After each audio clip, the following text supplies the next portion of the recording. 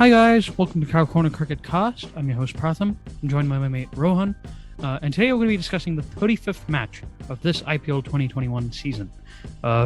Showdown derby between the first-ranked team, or the second-ranked team, I should say, now the first-ranked team, and the third-ranked team, which has now slipped down further in the rankings.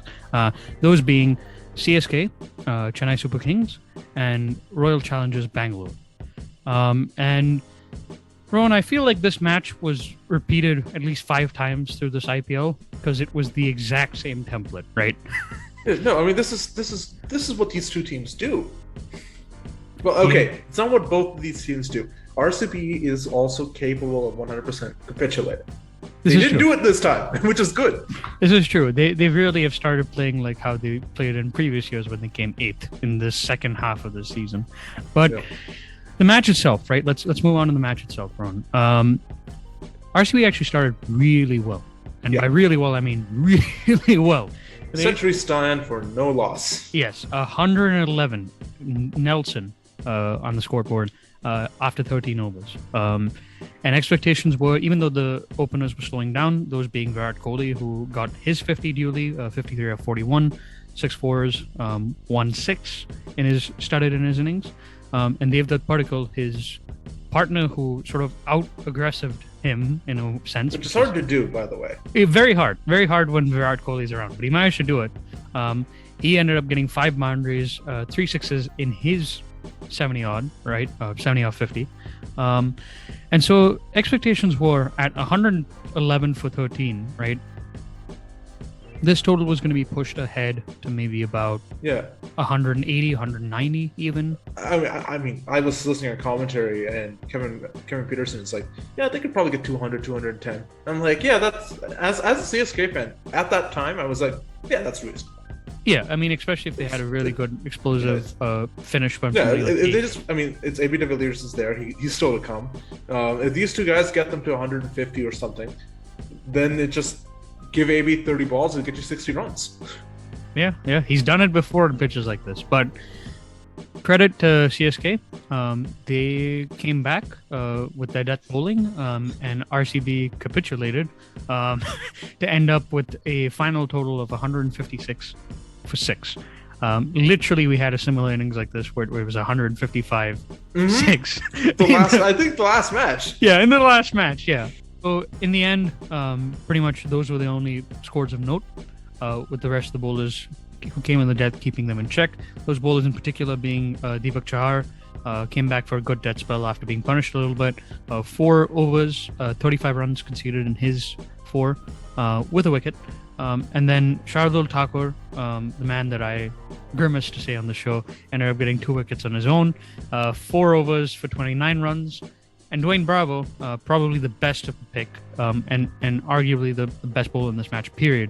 4 overs, 24 runs conceded, so 6 runs and over that for 3 wickets. Yeah. In reply, CSK got off to a good start of their own, right? Ruturaj Gaikwad and Faf du Plessis expertly played certain improvisatory shots, in the case of Faf. Some really classically studied, fantastic power hitting against spinners. In the case of Ruturaj Gaikwad, both were awarded with 30s. Gaikwad ended up scoring 38 of 26, got 4 fours, 1 bound, 1 6. Yeah. And it took a fantastic catch to get him. That's true. And that we thought that, hold on, RCB might be back in this match, but it was not to be. But Faf, on the other hand, because this is RCB and they can do nothing. Yes. But Faf on the other end, right, who was the second wicket to fall, he played well as well. 31 off his 26, 2 fours and 2 sixes were present in his innings. And then after that, you actually got a pretty nice cameo from the likes of Moeen Ali, Ambati Rayudu, Suresh Raina, and then even Dhoni for a little bit, right? 11 off 9. Yeah. Who those two at the end, right? Suresh Raina and Dhoni ended up steering and guiding this chase to its very likely final outcome, a win in 18.1 overs. It was actually getting very frustrated with Ryan. We were like, dude, score more runs quickly. We need to score runs. We need to up the run rate. Yeah. Like, guys, we have the highest net run rate in the IPL. We don't need to continuously up that run rate. we're good. But there was a certain sort of ruthlessness at play, which is characteristic when which Dhoni is characteristic of MS Dhoni, when he's on T20 song. captain. Yeah, and it's actually really good that you brought up that point regarding the interest of getting the net run rate up and the nature of the pitch making it difficult for Reiner to get that net run rate up, right? Because as with the other matches we've seen here off late, and even in Abu Dhabi for that matter, the previous match, the characteristic of these UAE pitches, now that we've started to see a couple of matches played on them, is that they're very good to bat first up. The new ball gives you that sort of consistency and pace and bounce that you can actually play and score at. And then as the game goes on, the bounce gets more variable, more spongy. And you also start seeing a pitch that just in general becomes very slow to hit through the line from, right? It makes stroke play very difficult at the end. And that's why we're seeing this sort of timid or tepid responses, right? At the back end of the innings. But I want to go back to the start of the match, right? Because as we said, things were looking pretty well for RCB. It was a fantastic start from those two, Padikkal and Kohli. Kohli definitely has had some criticism of late of his batting. He's not been in form. Even in this IPL, apart from 150 where coincidentally Padikkal scored a century, he hadn't really done much, right? With the bat. I mean, to be fair, Virat Kohli is just out of form generally. Cricket right now. But I thought that partnership was fantastic because it showed how openers should play on this surface, right? Yeah. They were. I mean, it was a textbook, exactly how you drew it up in the dressing room before the match. You said, "Okay, this is our plan." They went on and executed that plan. Yeah. You cannot fault Kohli and Padikkal for what happened. No, absolutely not. Absolutely not. They've definitely played their part. One of the things that helped them was that they realized that there was no swing or seam on offer, really. Chahar tried to get the ball to swing, and Kohli just, effortlessly smashed him over long on when he tried doing that. And probably something to do with the sandstorm taking away some of the moisture. So yeah. No, absolutely. So it was expertly recognized by them. The other thing that they did really well, especially Padikkal, was Rohan, he ended up scoring like a bunch of his runs in twos, right? And Sharjah is not a particularly big ground. So what that indicates to me, right, and it was confirmed by my sort of hypothesis, and this was confirmed when I was watching the match, the strike rotation was excellent between the two, right? Yeah. By the way, it wasn't just you. Sunil Gavaskar was on commentary. He was saying this is such excellent batting from Padikkal because he's always quickly looking for that first run, so that way if there's a chance for a second run, you can get a second one. And he said it's hard on this pitch to turn twos into threes because it's so small. Yeah. So yeah. I mean, when I was watching, I was like, yeah, that actually makes sense. I mean, I didn't remember him hitting all that many boundaries, and when you look at the numbers, he did, right? Because he scored what? He had a total of 8 boundaries. Yeah, 5 4s, 3 6s. So a lot of those shots, right? He recognized very well that, especially against spinners, right? Because the spinners in the form of Jadeja, right? They play only one spinner, but the Jadeja looked completely unsettled. They played 2 spinners, but they only used 1. Yeah, that's true. They only played one of them, right? But the one that they played, Jadeja, right, was thrown off his line of length again. It's kind of worrying, honestly, to see that. Yeah, honestly, it's not just a worrying trend as a CSK fan. It's like he's going to be there for the World Cup in India. He's going to be there for the World Cup. He's going to be playing in the Test matches after that. It's a little bit concerning to see a player of his caliber so easily be knocked off his line of length. Yeah, no, absolutely. But to his defense, right? It was how brilliantly Padikkal played him, because not only guys, not just Padikkal. I'm also saying Kohli. Kohli got probably he bowled his best at Kohli, but even that didn't get him. Yeah, because both of these guys, again, apart from just converting ones into twos when they could, I think what they did incredibly well was also get singles immediately after they hit boundaries, right? Because what's that Chappelli line? The best place to play a spinner is on the opposite end. Yes, exactly, and these two utilize that expertly, right? And it also helps that they're a partnership now that's been playing for a while together, so they actually understand each other. They sort of have that sort of connection together. The only thing that I could say critical of Particle is that he does have a habit of sort of slowing down in some of his innings later on, and he gets tired at times. And there's also, even without the pitch factor in consideration today, and he does have this issue of being slightly off balance when he tries to go and cut deliveries that are very wide, right? His head's not quite on the ball, and so it can be a bit of an issue at times. But he has these late hands that sort of gets him through it. It's just something that I think could help him even further, especially when he's going through a rut, as he did after Kohli got out, in terms of scoring more runs. Thought they gave the perfect start. And then, again, as we have to say this, excellent death bowling from CSK, and especially excellent bowling from that man, that veteran, Dwayne Bravo. I think with Dwayne Bravo, right, what was so impressive today, right, Rohan, for me at least, was his death bowling, especially his angles that he creates, right, to the left-handers, and occasionally even the right-handers, right. He has this knack. He has this very clever knack of, despite bowling with reduced pace, right, of adjusting his lengths and adjusting his positioning at the crease so that it cramps a lot of the batsmen up for room, right? And it's set. He knows how to bowl to a field is incredibly important, right? Even the Harshal Patel dismissal today, right? He overpitched it outside off to Harshal, who was a tail-ender, to get him to try to thwack it over long off, right? Because he'd sensed that Harshal Patel is somebody who is not a particularly gifted batsman and is going to try to go for the hit that is going to be straight, right?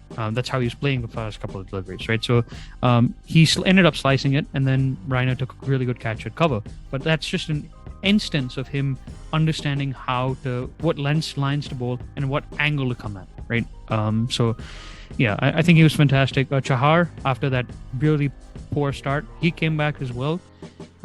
Which, by the way, is the most bizarre thing for me as a CSK fan, because Dhoni has made it very clear he doesn't like bowling Chahar after the 10th over. He doesn't do it. Yeah, he has almost never done it.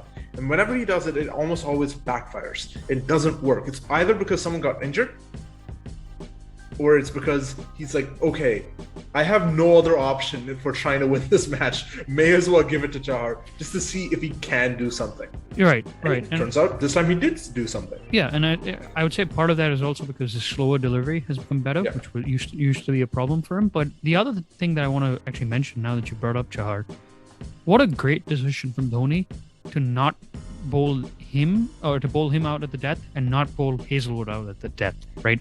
Because Hazelwood was the one who was actually causing the most problems with that new ball spell initially, right? Hazelwood was getting the sort of bounce to rear up, neck high or chest high of deliveries that were back of a length, right? He was the sort of guy who was really the only guy really who was troubling Particle and Kohli in any sort of way, right? So it would have been very easy for Dhoni to deduce, right, that on a surface like this, because he's seeing these initial great responses from Hazelwood, that I should play him at the death as well, and he'll pick up some wickets because he's tall and you know he has a better length. It's going to be difficult for tail-enders to hit him, right? But he recognized the surface, right? He played the surface that was crucial, very crucial, in getting that sort of target essentially adjusted to something that CSK could chase down relatively comfortably, right? Because it takes guts, right? As a captain, right? No one, even Chahar's mum wouldn't call him a better bowler than Hazelwood, right? No. So arguably Chahar's mom wouldn't even call him a better bowler than Rahul Chahar. well, yeah. I mean, there's an argument for that. But the thing with it is that it takes a captain to understand the circumstances and the nuances of the game, right? And so it was the right call, and Dhoni should get a lot of credit for that, as he should be ever since he's been in this tournament for his death bowling decisions. Dhoni in limited overs cricket is a totally different animal. He controlled, and I think that especially on surfaces like these low surfaces. Yeah, it's why he's so good at home as a CSK skipper. Right. But speaking of somebody who's not good at captaincy, oh god, on low surfaces like this one, let's broaden that term. Who's just not good at captaincy? Like yeah, Virat pretty much. Kohli, I love Virat Kohli, the player. I think we were both in agreement there. Virat Kohli, Yeah, the player, Virat Kohli is a one of the most fantastic aesthetically batsman. pleasing batsmen. Yeah, fantastic batsman. I would go as far to say batsman of the generation in all three formats, if you were to Yeah. include, right? Yeah. No doubt about Steve that. Smith can't play T20 cricket. Yeah, his passion on the field is cringy at times, but is very It's nice genuine. to. Yeah, it can rub off on people and give them a fighting spirit occasionally, right? He's an excellent man manager. I will also say that. At times. Virat Kohli cannot do tactics. No, he is horrendous with that, and we saw that in this match, right, Rohan? We saw 3 instances where he absolutely gifted CSK the game on a platter. And to CSK's credit, they took it, but those 3 instances were, first of all, picking Saini, right? Why? Like, just generally picking that man. Just not even just like picking him in this situation. No. Generally picking Navdeep Saini. Navdeep Saini has the most like. Why is this man in? He has the most inexplicable Indian Test cap of this generation. He is picked on pace, and that is literally the sort of decisions India used to make in the mid to late 90s, right? Where if somebody bowled one delivery above 140 Ks, they were like, "Ooh, me, put them in the test squad." And then you would find out, "Oh, me, you can't bowl a consistent line and length or have any bowling intelligence at all." Like we on this channel have a reputation for not liking Shardul Thakur. Yes. At least whatever you can say about Virat Kohli, at least he has the sense not to pick Navdeep Saini in Test cricket. Yes, because at least with Shardul, right? As much as it pains me, Rohan, to admit, he can tonk the ball around a little bit. Navdeep Saini is a number 11. Like there is no. And at least Shardul can do something with the ball. Yes, he can It's occasionally a one-trick bowl. pony, but in his defense, it is a pretty good trick. He can bowl outswing with the new ball occasionally and not bowl so inconsistently that he's going to get thwacked around the park. Yeah. That counts for something. Saini, he's Makes quick. no sense. He's quick. He bowls beamers, which I don't know if you would call that a positive thing for a pacer, to be honest. Well, I mean, England's about to pick a guy who can do that as their strike bowler. So, Fair enough. leaving Jafra aside. For leaving Jaffer aside, though, right? No, honestly, right? Saini was a horrible pick, right? Because you had Jameson, right? I get that he hasn't been in great form of late, right? And I get that Jameson was slower and you wanted a faster man to exploit the conditions. But 2 things. A, you've seen this pitch. You've recognized that it's spongy. It's got tennis ball bounce, right? The taller bowler, right, can sort of exaggerate that up front, right, with the new ball, right? He might not be effective later on, as we're saying, but he can bowl effectively up front with the new ball. You could bowl a 4-over spell of his and be successful with that. Plus, Jameson can bat, right? He's a bowling all-rounder. He's made several scores of note. Even for RCB, he's thwacked a couple of cameos, which would have been useful in them to increase their total by maybe 10 or 15 runs here and get something on par. Saini can't do any of those things. And what made it even worse was that Saini was given essentially the newish ball in his 4th, I think it was his 3rd and 5th overs, right? I.e., the 2 overs statistically where most runs are scored in the power play. Yeah. So you gave your worst bowler the overs where people get smashed the most. I mean, in a sense, I can see the reasoning behind it in a very dumb way. If this guy's anyway going to get tonked, may as well let him get tonked when it doesn't matter because they're anyway going to get tonked. It's like, I can see that logic, but it's a dumb, it's dumb proposition. Stupid. Yes, it's stupid. And he paid for it. The other thing that he paid for, bringing in Wanindu Hasaranga during the power play, right? By the way, Wanindu Hasaranga he's a quality player. Yeah, he's able to turn it miles. He's got a decent googly. He has a lot of raw potential. He knows what he's doing. Yeah, he has a lot of raw potential. I see why RCB signed him. But the problem with Wanindu Hasaranga in this team is there's another leg spinner already, right, in Chahal, and it sort of doesn't add to the sort of dimensionality. Yeah, it doesn't make your team better. Yeah, he doesn't. But then the other thing that's also terrible is you decided to bowl him up front with the new ball, right? Giving him the fourth over or so forth, right? And I know that Virat might have seen Ian Morgan do something similar and been like, oh, okay, this might be a strategy worth considering, getting the spinner up front. They might be, sort of baffled. He might be able to hold the grip a little bit better, right? Yeah. The problem is, if you were going to do that, right? Why not pick the more experienced spinner, especially when you guys are under the pump, right? Winindu Hasaranga is raw, and he's also inexperienced. So he is likely or prone, and he's shown that even in international cricket, right? Even in South Africa. He can get knocked off his line, he can get knocked around. Yeah. And that's exactly what CSK did to him, because CSK is the best team in the IPL at dealing with spinners. Yeah, so I mean that alone made no sense to me. And then finally, around the 14th over, so this is after the 2 wickets had fallen, and I wouldn't say RCB were in the game per se, but they had a better shot of maybe like pulling things back, right? Hey, two onset batsmen at the crease. Yeah. Advantage. Yeah.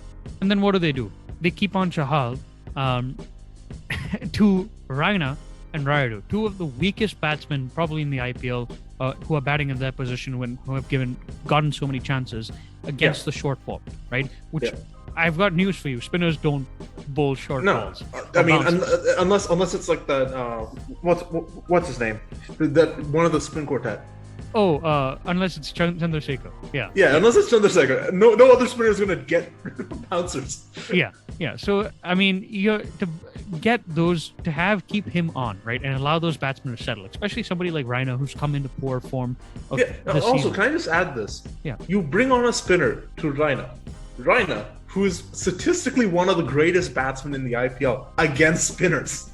It doesn't not only just not make sense.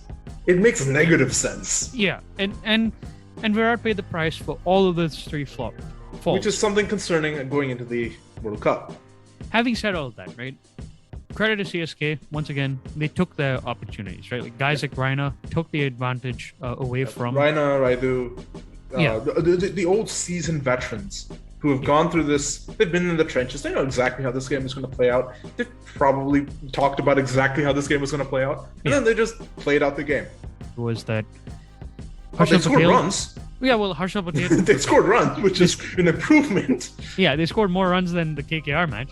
Yeah, 93. Not being under 100 all out is a positive for RCB apparently.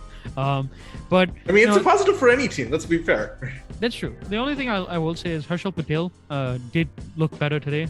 His variations were closer to point after a couple of bad overs. He finished. He's had a little bit of a layoff. Yeah, so yeah. I think he's the one positive for them. What would be your key takeaways from this match? RCB just needs to stop being RCB. I mean, this is what happens every time they play. It's sort of like exactly what's going to happen. Kohli's going to get off to a good start. Padikal's also going to be there and help him get off to that good start. Then they're going to get out, and then AB is going to do something awesome for a little bit. Then he's going to get out. Yeah. And if they haven't gone to 200 by that, if they haven't gone to 160 by that point, they're probably going to lose the match because the rest of the team will somehow or the other forget how to bat. Yeah, pretty much. Yeah. Unless Maxi does something insane, which he is prone to do, but it's like they were doing, right? AB and Maxwell were doing in the first half of the season, so it sort of solved that problem. When it works, it looks good, but it's not a sustainable strategy. No, it is. I think that's the key takeaway in my mind. And also, they are limited in terms of their bowling options, but it's. It is what it is. Yeah, I'd say the key takeaway for me, though, is just from a selectoral standpoint, right? Now that you're talking about it. Obvious one, Saini should not get another game. I don't care how unfair it seems to him, right? Like that, hey, you only got one chance to prove yourself. Dude, we've seen you enough times in IPL and in international cricket. You're not a quality international bowler, right? Sorry, but it's true. Jameson has to come in. He gives you that explosive bowling all-rounder option as well to bash a couple of 20 runs quickly once in a while, which can help boost your total. In addition, I think Shahbaz Ahmed will feel hard done by. I was thinking that they have to pick one other domestic spinner. Yeah, because he's classical. He gets that left arm. He's a classical left arm orthodox spinner. He gets that loop. in the air, Yeah. right? He affected a collapse against Sunrisers on a similar pitch like this last time, and if they're going to be playing on more pitches like this, I think they have to go with him. In terms of CSK, really, in terms of key takeaways, I don't have any really. The only thing I would say is you're doing a great job. Make sure you don't become complacent, right? Because one win. Don't peak too early. You still have to you still have to make it all the way to the make it to the finals to the playoffs, and then you need to start peaking. Yeah, right? and to that point, I think what will help with that is once they get that final win, right? Once they've confirmed that they'll be playing in the playoffs, I'd rest, and I agree with you. I think that they need to rest and rotate at that point. Be like, okay, we are in a position in which we're probably going to win. Okay, Rhino, Raidu, good job. You guys get a day off. You get a couple of days off here. We're gonna swing. We're gonna bring in guys like Jagdeepan. We're gonna bring in guys like Pujara, just so that we know what our depth is and we can play those guys in those matches. Likewise with like somebody like Jadeja, who's looking a little bit unfit, you might want to be like, okay, just rest you a little bit. We'll bring in Karan just to see what that bowling option looks like. Again, left-hander, different pace, obviously. Yeah, again, just gives you different options. Yeah, I mean, I would say that I would do something like that. I think the other thing that the other key takeaway is that this feels like it's going to be the final season for a lot of these guys. Right. And I think that's really what's pushing this team, because they all know that Dhoni's retire. Raina might retire. He might not. And, hopefully, I hope that he doesn't, because, Suresh Raina is every CSK fan's favorite player who isn't Dhoni. Yeah, and even an over the hill version of him is an asset to you guys, right? Yeah. And, it's difficult to say it's difficult to say goodbye to these guys. So I think that they really, really, really wanted to try and win this match this tournament. So I think this match really showed what this team is capable of now. And they're not the team that they were 5-10 years ago where they could just 200 runs. That's fine. We can score 200. Right. Your move, right? Okay, the asking rate is 15 in the last 5 overs. We'll score 15 in the last 5 overs. Yeah, Dhoni will save it for us. Yeah, Dhoni will save it for us. If Dhoni doesn't, Raina will. If Raina doesn't, Jadeja will. Yeah. If Jadeja doesn't, Ashwin will. They had that depth, right? Yeah. And if Ashwin doesn't, Bravo will, etc., etc., etc. But they're coming to the end of their careers, and they can't do that anymore. So they have to do the other thing that they're really good at, which is think, plan, and execute strategies better than anybody else. And that's what they've done in the last 2 matches so far since the restart of the IPL. That's exactly what they did. Yeah, and their dedication to doing that, right, and dedication to trying to end off with a high note in the Swan Song season. Even though I'm a Mumbai fan who detests CSK, there is a part of me that inside that I can respect that grudgingly. Because I would love to see when Rohit decides that he's going to hang it up. Rohit and Pollard and all those guys decide that we're done. I would like to see them try and win it one last time and actually do it. Yeah.